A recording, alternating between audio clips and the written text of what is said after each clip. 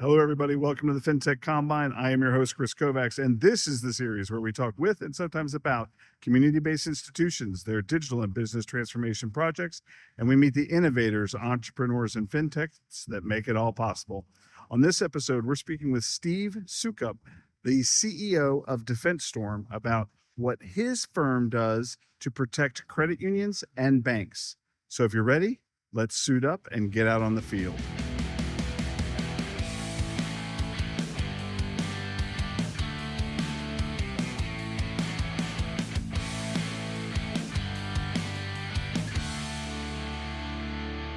So Steve, welcome to the Fintech Combine. Super excited to have you join us today. Glad to be here. Here in beautiful Hilton Head, South Carolina. It is beautiful, a little steamy. A little steamy. We should probably do this in October next time. It's a lot more comfortable.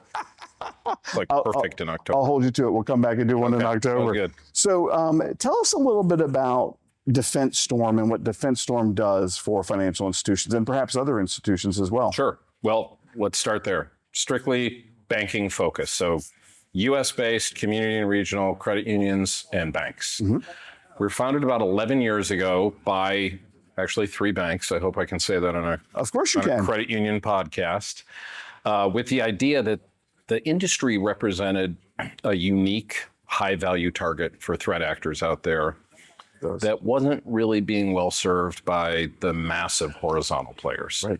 So part of the reason it's unique is part of the reason it wasn't being well served. Mm-hmm. So unique high-value assets in terms of the data that credit unions hold on their members, the community responsibility and just kind of reputational responsibility that's so important as well. And then, last and certainly not least, the other part of the high-valued assets is the dollars that are on deposit, right? That people are targeting. And if you think about the unique data that's housed in the unique systems, some of the unique challenges around staffing and expertise, and certainly the regulatory pressures. Yeah. Like, it takes a specialized focus to really master that. And that's really why DefenseStorm was founded. The idea that the horizontals couldn't do it well, they couldn't possibly master it the way a specialized company like we could. And when new clients join us, and we're just shy of 200 now, the first thing they say when we ask, why'd you pick DefenseStorm, is you're built for our industry. It's awesome. Yeah. What are some of the specific services that DefenseStorm offers to financial institutions? We call the whole suite basically cyber risk management. Okay. So that implies that this isn't just a cybersecurity kit of software and services. It's broader than that. In part because credit unions and banks alike, like, what's part of their DNA? What do they do best? Right. Manage risk. Yep. And what we found is risk related to information security isn't managed the same. When you think about the tools and the talent and the technology, and even the process and the operating mechanisms around there, for too long, the industry's been happy to say, hey, somebody from the NCUA comes in every year, and they ask a few questions, and if we don't have a finding, we're good. And when you look at the pace of change and what the threat actors are doing to develop their business, because it's a business for them, right? Mm-hmm. You can't treat it that way. Good. Combine it with, Gartner will tell you, Gartner among others, your average ransomware cost is upwards of $5 million per incident. That's a huge exposure, right? Yeah. And what credit union is going to manage a $5 million exposure in, say, their auto loan portfolio with kind of a shrug, right? So that's kind of the backdrop. Let me get to how do we do that now. So our product suite kind of follows a basic risk management framework. Okay. So we have a risk assessment module that automates that whole process, centralizes libraries of risks and controls, and allows you to kind of produce the reporting and the KPIs that you need to have kind of good daily hygiene to keep the credit union and its members safe. Governance program kind of takes the next step and says, okay, we've assessed our risk. Now, what are the policies and controls we need to put in place? And essentially, it helps a credit union executive say, hey, are we doing the right things? Are we doing them correctly and on time? And how do I know? Okay. How can I prove it? So that's governance program. Threat surveillance is a suite of, that's the traditional cybersecurity stuff.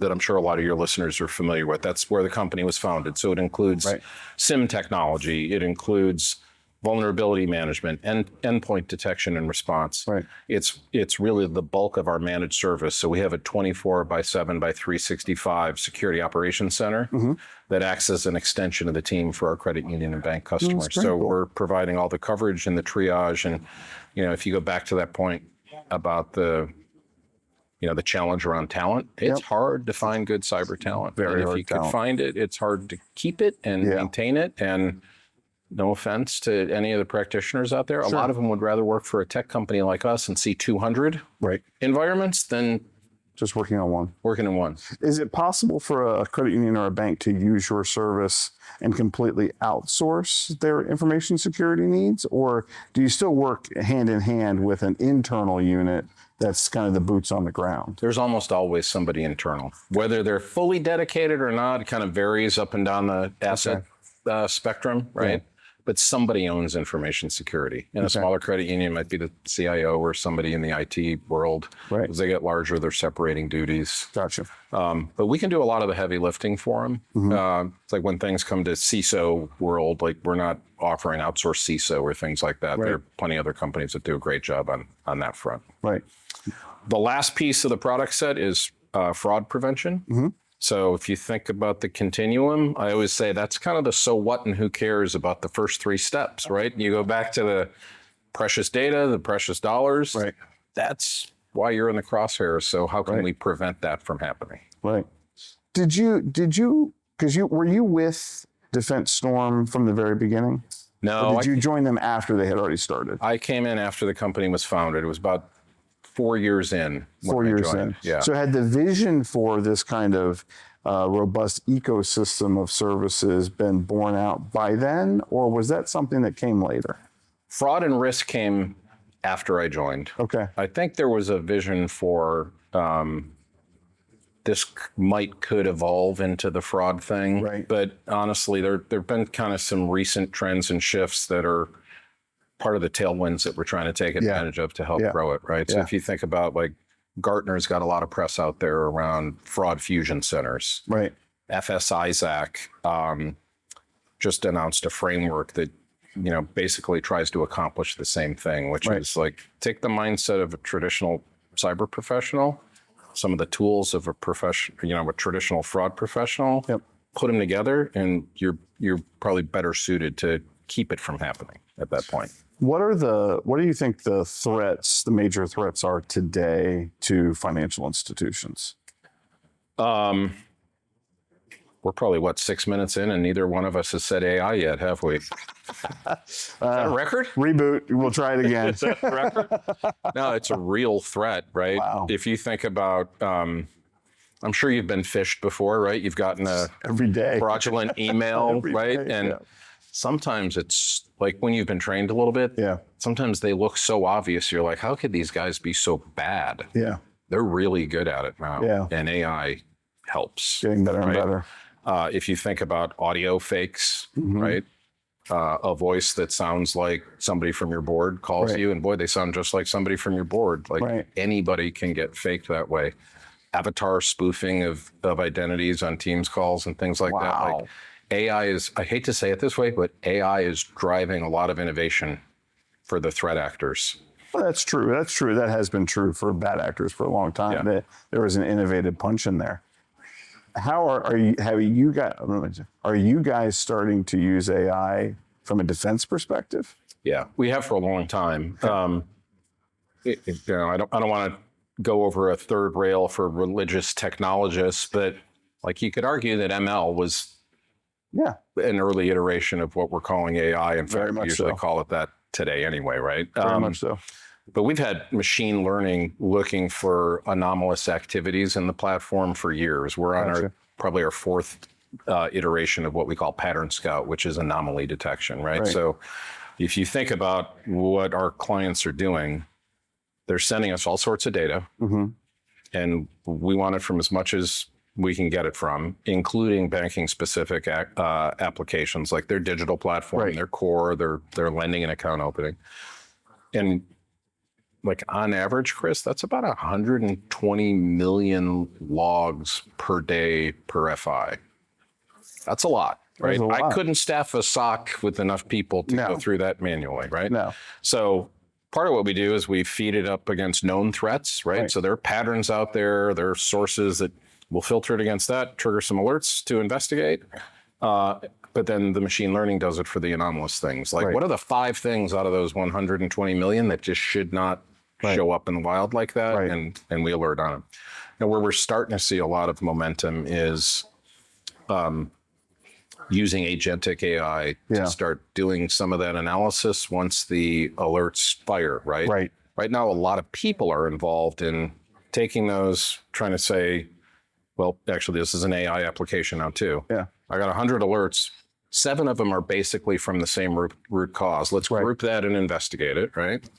But now the investigation can happen with agentic AI too, right? So a lot of the logs we want to go check and all the evidence we want to collect before we escalate it to somebody, that can happen with AI, which is amazing, right? It makes us more efficient, but it also makes our system more efficient for our clients that are in there at the same time as we are too. And eventually we're going to get to a point where we've honed the models enough that the model can start making the, hey, it's a false positive, or requires more work, human interaction.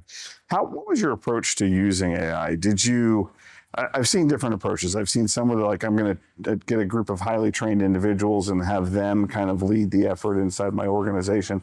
I've seen others who've taken a much broader approach that says, listen, I'm going to give everybody access. I'm going to give everybody the ability to start learning it so that we can get the insights from their real world experiences. What was your approach to bringing that? Is it a that cop out if I say both?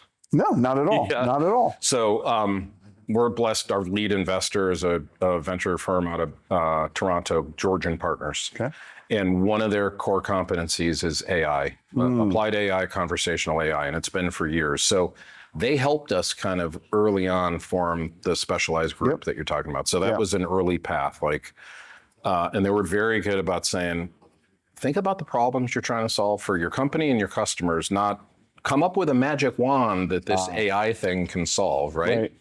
And then, okay, so what's the core team you need? How do you go source that team? And then how do you go optimize that team? So that was the first path. But we're kind of at this inflection point where I think ChatGPT and the like are democratizing AI the way the iPhone democratized a lot too, right? And so now, like internally, last year, everybody has Copilot now, and we're evolving beyond that too. But what we wanted to do was just unleash the creativity of the 85 people who are DefenseStorm and say, this can't be a top-down thing. Certainly not for me. I'm a recovering banker. I'm not a technologist, right?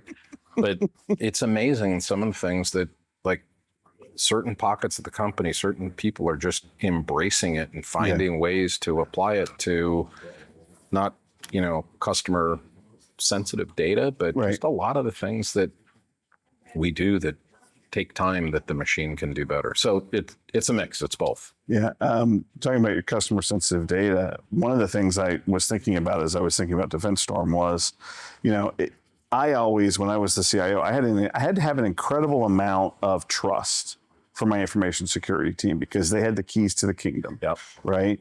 And they were held, because of that, they were held to a very high standard. Now, in a credit union, that's a handful of individuals. In your company, it's the entire company. How do you build a culture that focuses and develops trust at that level and at that scale? I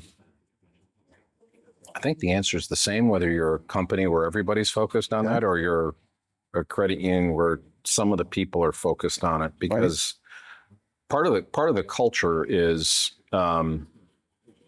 we all own it, right? So like we've got a team, like whether it's our cyber engineers or our software engineers, part of what motivates them is knowing that a company like yours or a credit union like we both serve is safer and sounder because of the work we do. Mission And driven. like when that's part of your ethos, that ownership of InfoSec, Yep. it's just, it becomes part of the fabric, Right. right? Right. Now, it doesn't mean you don't have to do those lovely trainings that you probably get, the simulated phishings Yes. and the security Yes. awareness training. But that stuff's important. I'll give you an example of like how you build it into the culture too. I learned this at a former employer, but sometimes, you'd get a spoof. And if you're sitting next to somebody, you kind of hear them say, oh God, I don't know what to do with this kind of thing. And the wrong culture says, I'm not going to let Kris know that I've already been phished and he should stay away from this. Right. Let's see if he figures it out, right? Let's see how good he is. The right culture says, hey, brother, I got this one 2 hours ago. Yeah. I have to go to training now. That's a phish. Yeah. Right? Because you're not cheating. No, you're learning. You're learning and you're learning. actually doing what you're supposed to do. That's right. That's part of it. I mean, when you talk about culture, like we have a why statement, not a mission statement. And our why is about building a community of trust so that we can grow and thrive together. So it's the core of who we are when we're at our best. And like, I just go back to that's, I don't know if you've ever seen Cynic talk about the why, right? Yes. Find your why, right? But Yes. people don't buy what you do, they buy why you do it. And if that's true of your customers, shouldn't it be true of your employees? And it is. Yeah. Whether they say it in those words or not, it's a Yeah. big part of what motivates them. Yeah. So you've got 85 employees today. Is that how many you have? Plus or minus, yeah. Plus or minus. You didn't start as the CEO. Nope. You came in as the chief revenue officer. Is that right? I think that was the title. Yep. That was Yep. Which in the early days is still everybody's doing everything. yeah, Right. yeah. Talk a little bit about your path. I know you work for Intuit. You work for Q2. Yep. You work for obviously DefenseStorm. Talk a little bit about your path. How did you get to be CEO of this great company?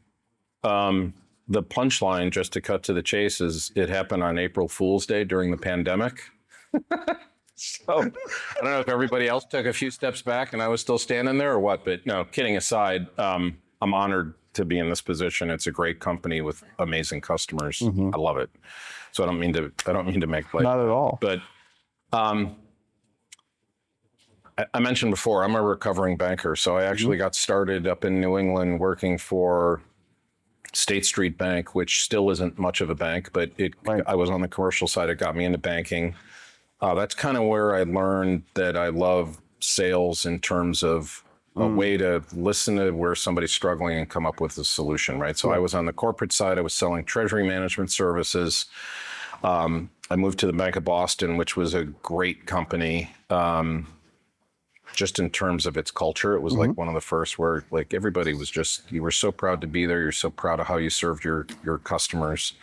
And then it was bought by Fleet and eventually gobbled up by Bank of America. And you get a taste of what the megas are like and realize, I'm not sure the megas are for me, right? So I lucked my way into banking technology when a former colleague called me and said, hey, there's this company, they sell banking software to banks and credit unions. They want to hire ex-bankers. It was all retail banking oriented. We were commercial bankers, but the company didn't know any better. So that's kind of how I got into it. I bring that up in part because that was a big change, right? To move out of the safe world of the banking vertical into the tech world. But I thought, let's try it, right? That's part of compounded by not being. I mean, I'm, and I don't mean this in a derogatory way. You didn't start out as a tech guy, right? You weren't programming and doing those kinds of things. No, not at all. So it was even a bigger step for you to step from a financial institution to being a part of a tech company. Yeah, totally. I admit that almost every time I'm in a meeting in a company. I'm likely the least technical person in the room. Like we have some really smart people. But that like taking a chance and trying something was, I think, part of how I've developed across my career, right? And then that led to a jump to S1 Corporation, chance encounter in an airport. Somebody recognized my bag tag as a competitor.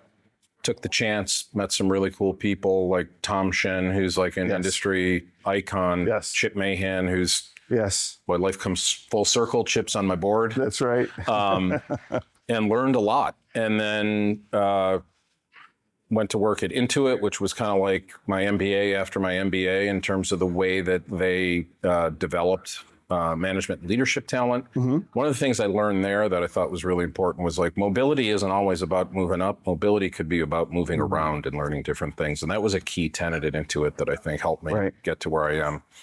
Q2 came about, a bunch of old S1 folks that I knew.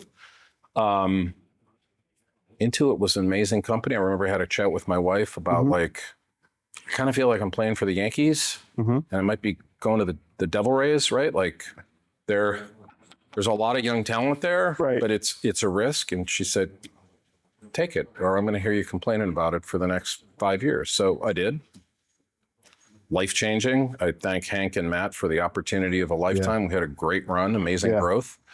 And then ultimately I found my way to DefenseStorm because all that amazing growth, et cetera, there was, like, I hate to be cliche, but the work-life balance was way out of balance. Sure. I had 4 kids and the oldest were twins about to start high school and they were running their mother, my wife, ragged. And I said, I can't be the absentee dad. So I was fortunate enough to be able to step away and take a break and found DefenseStorm. And the exciting thing to me was I got to leverage all this banking knowledge I had and learn something completely different, right?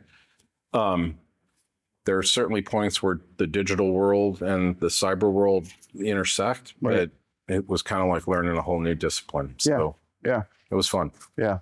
Is there... Did I actually answer your question about... You did. No, you did. Okay. You did. And I think I don't think enough people talk about this kind of mobility, as you mentioned, horizontal mobility, right?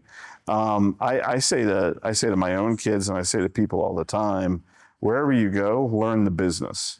Don't just do your job. Do your job, yes, but learn the business. And that's when new opportunities will expose themselves, right? Sure. And I think the best companies are ones that kind of force that, right? And encourage that. Right? When I was at Navy, we had something that was similar to that. So talk to me a little bit about your sales process. I'm interested in, if I'm a credit union CIO and I come to DefenseStorm, what does my typical engagement look like? How quickly can I be up and running and using your service? If you make the decision fast enough, once they do, our customers are up and running 6 to 8 months. Or 6 to 8 weeks, I'm sorry. 6 to 8 weeks. That was a legacy of my digital banking days, right? It's very different than if you're used to doing a digital conversion or, heaven forbid, a core conversion, right? Heaven forbid. 6 to 8 weeks, which is important because oftentimes, especially for some of the smaller credit unions, their search is inspired by that NCUA examiner that I talked about that said, hey, you're not doing A, B, and C, and you better be, and we're back in 6 months. Right. They want to be able to say, hey, I've made progress. Yep. I'm not just looking, like, I'm live. Here's what I've done. And so that works. Like, we've done some in as short as 4 weeks. I'm not going to say that's the norm. And some take as long as 12. A lot of that has to do with who's available on the other side of the partnership in terms of staff to get it done. But 6 to 8 weeks is about the norm. So quick time to value. Do you have any kind, like, how quickly does somebody, I mean, maybe it is 4 to 6 weeks. How quickly am I starting to say, hey guys, these are fraud, right? Is that as soon as one of the first things we do is connecting all the data sources into the platform, right? Through agents, and we're up in AWS, and we're kind of tuning the triggers that fire the alerts. But you can start finding things pretty quickly. Right away. Yeah. Wow. Often what happens is we'll find some really bad legacy hygiene early. Yeah. Some embarrassing stuff, and I'll protect the guilty. But there's an aha moment of, wow, there's a difference here. Right? Like we're cleaning up our house, right? Which is really, really important. Yeah.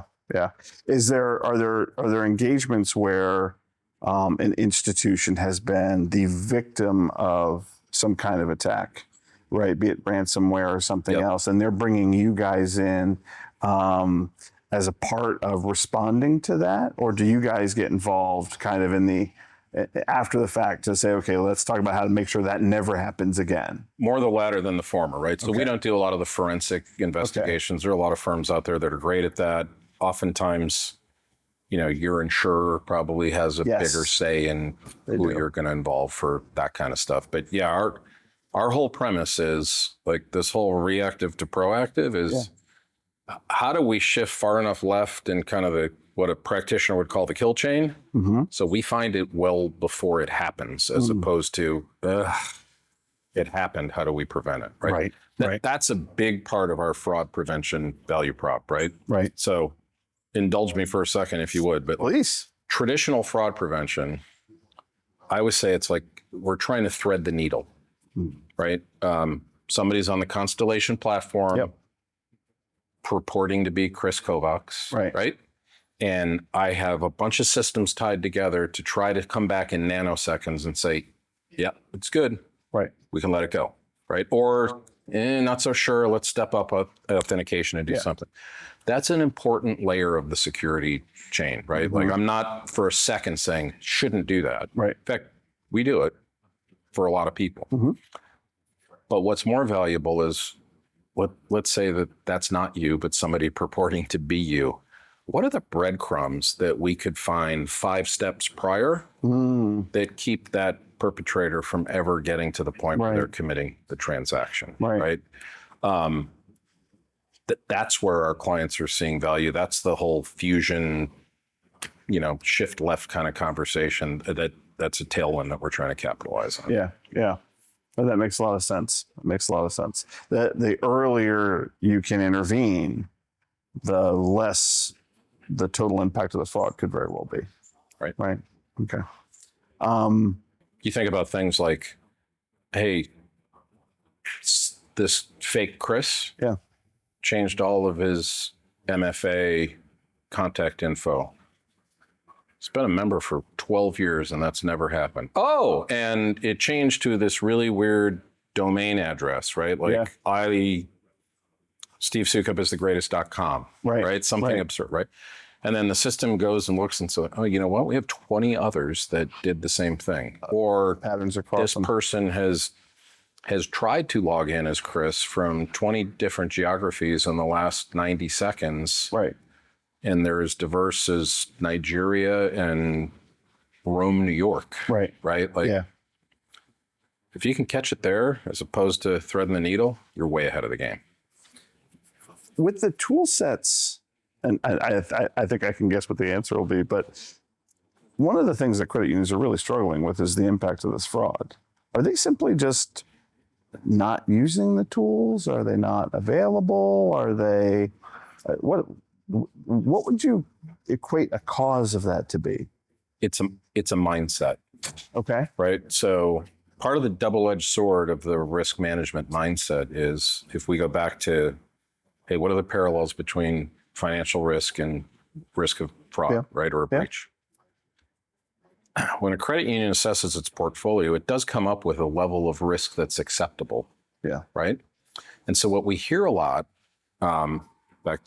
there's a institution in the Midwest. I met the COO, said, hey, your team has shared that you've got a fairly big fraud problem. And the answer was, you know what? Let's just, for sake of argument, we have a $5 million budget. We've only lost $4 million this year. So we're kind of ahead of the curve, right?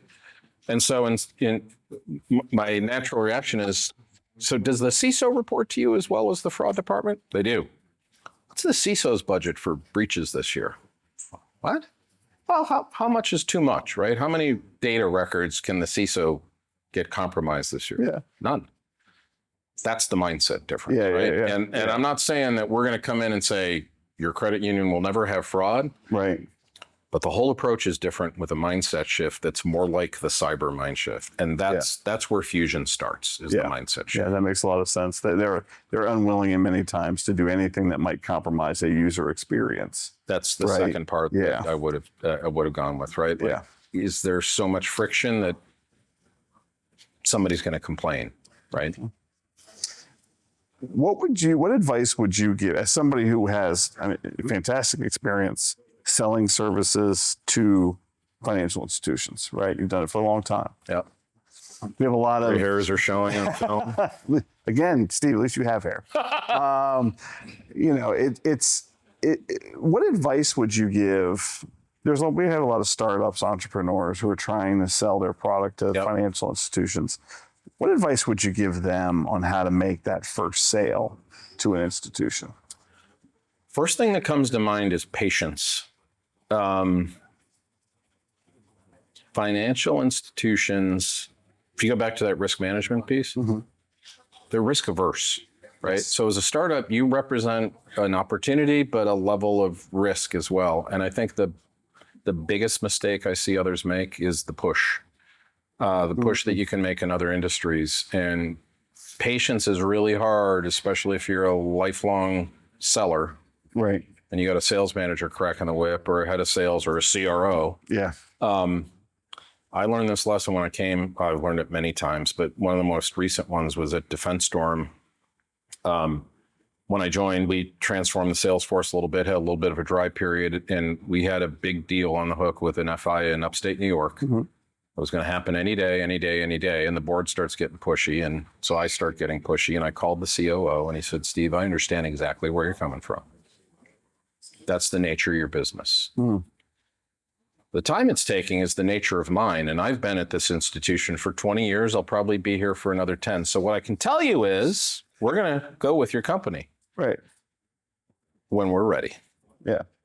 And 6 weeks later, it happened, and it was a great deal. But like, if I had pushed a little bit more, Yeah. I don't think you get that. You And could have broken it, right? yeah, For sure. and it's very different. I also think, we take the built for banking thing really seriously. Like, we train our technical folks on banking terminology, banking regulations, bank financials, right? I'm not saying they're all experts and come in and do an exam. Yeah.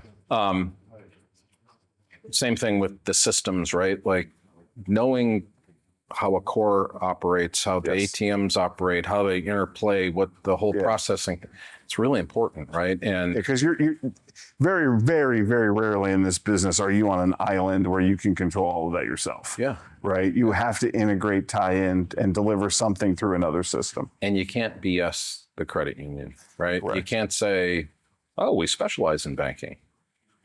Oh, okay. Tell me more. Well, you can just look at our website, and when you look under industries, it's one of the 15 industries It says we banking. specialize in, right?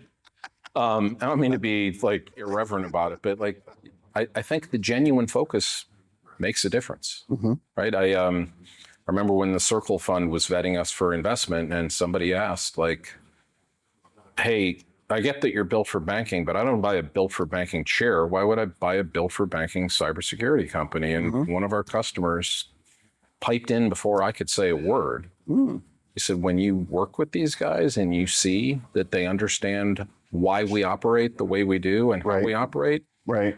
it's going to click. And Right. it's so different than working with the company that they dabble in banks and pet care companies and the nuclear power plant down And the you've road, got to right? explain everything to Absolutely. them, right? Yeah. And that's what you don't have to do with DefenseStorm is you're not explaining banking, you're not explaining the common systems that are there. Yeah. It's more about how do we take the next I step. think it goes back to that thing we talked about with trust, right? So we exist to build a community of trust where we can grow and thrive together.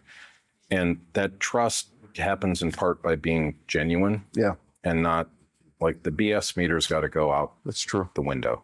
That's No, true. not the meter, but the Not tactics. the meter, but right? the actual BS is flying out the window. I mean, community banks and credit unions, like, this is how they do business, right? Yeah. Yeah. They meet the people they're going to lend to. They're part of the community. You need right. to be part of that. And I think if you can be, and you can be genuine, and you can demonstrate expertise and be patient. Yeah. Sorry, that was a lot of advice. I think you asked for one piece, and No, I that's gave you four. but- fantastic. The more the better. I mean, that's the more the better. So what's next for DefenseStorm? We're hoping to get to the 200 customer milestone That'd be huge. this year, which would be great. Every kind of century mark's a really big deal. Huge. How we get there, I think, is going to be interesting. We've got great partners, great team. We're kind of at this inflection point with about 20 million in revenue, where we're in this transition beyond scrappy startup to starting to scale and get efficient. Yep. We've done a few things to try to set ourselves up for success there. There's a lot going on. Like I talked about, I think the tailwinds that we've identified are really exciting in terms of growth. So Right. this fusion thing, I think, is like we're declaring we are going to be the banking leader in threat fusion, Right. which is exciting. I think everything going on with AI is exciting. Yeah. And it's also lighting a fire because there's a window. And if you get left behind, Right. Yeah. 12 years could, 12 years will become 100 really quickly. It reminds me of when banking was going online, right? So I go back to my days at Bank of Boston, calling on corporate customers, and we were thinking of putting our Boston Net product on the web. Right. And I'd go talk to like the TJ Maxx's and New England Electrics of the world about it. I'm like, are you kidding me? We picked your bank because you're safe and conservative, and We don't want we you doing never that internet dabble thing. with this garbage, right? 6 months later, you're getting a call like, Wells Fargo's on the web. Why aren't you guys? Yeah. Right? Yep. And I think AI did the same thing. Right. The cloud did the same thing. absolutely, Right. and AI is doing the same thing. Yeah. 6 months ago, I had fairly large FIs calling me and saying, board's a little concerned. How far, how fast are you going on AI? We want a measured approach. We want to understand the risk. Kris, like not 6 months later, those same FIs are saying, board's really concerned that you're falling behind on AI. Can you give me some idea of the investment you're making? And it's like, everything's cyclical, right? If you've been around this business long enough, Yep, like we that's have, right. That's where we're at. And, back to your question about like giving everybody access and trying to unleash the power, that's part of how we're going to get there. So Awesome. yeah, Awesome. Well, I wish you luck. I appreciate it. Thank you very much for sharing your hometown here at I'll work on the Hilton dome and Head. the air conditioning when you're back next summer. You picked a couple of rough weeks, but It is a beautiful place to visit. It is a beautiful place to live. It's got to be a beautiful place to live too. is. It Awesome, is. Steve. Thank Thanks, you very Kris. much. Appreciate it, man. Thanks for being on the show. Absolutely. Awesome. Thanks for having me. What a great conversation with Steve. Thank you very much for tuning into this episode. If you like it, please like and subscribe on your platform of choice. We will see you next time.